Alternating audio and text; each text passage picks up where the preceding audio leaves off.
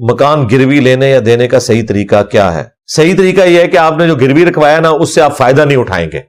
وہ بخاری میں اور ابو داؤد میں موجود ہے کہ جب کوئی اس طریقے سے گروی جانور رکھواتا ہے نا تو صرف اس جانور سے اتنا ہی فائدہ اٹھا سکتا ہے جتنا اس کے کھانے پینے کے اوپر خرچہ ہوتا ہے، اتنا دودھ لے سکتا ہے. فالتو کا دودھ بھی اس کے مالک کو دے گا. اس حدیث کے تحت اگر آپ کسی کا مکان گروی کے طور پر لیتے ہیں، اس مکان میں آپ رہ نہیں سکتے، نہ اس مکان کو کرائے پہ چڑھا کے آپ اس کا کرایہ کھا سکتے ہیں، وہ سود ہو جائے گا. گروی کا مطلب یہ ہے کہ یہ گارنٹی ہے، اس کے بدلے تو مجھے اتنا ادھار دو، میں کچھ عرصے میں واپس کر دوں گا. اگر آپ کہیں کہ جی میں نے ادھار دیا، اس کا میں نے نفع اٹھانا ہے، تو پیسے کا نفع اٹھانا ہی تو سود ہے.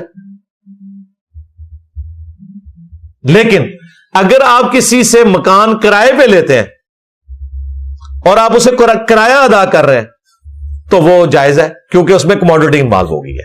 گروی کے کیس میں بھی یہ ہو سکتا ہے کہ اگر آپ گروی مکان یوز کر رہے ہیں نا تو کریں، اس کا کرایہ اس کو دیں جس نے آپ سے پیسہ ادھار لیا، تو آپ کریں، پھر کر سکتے ہیں، ورنہ آپ نفع نہیں اٹھا سکتے.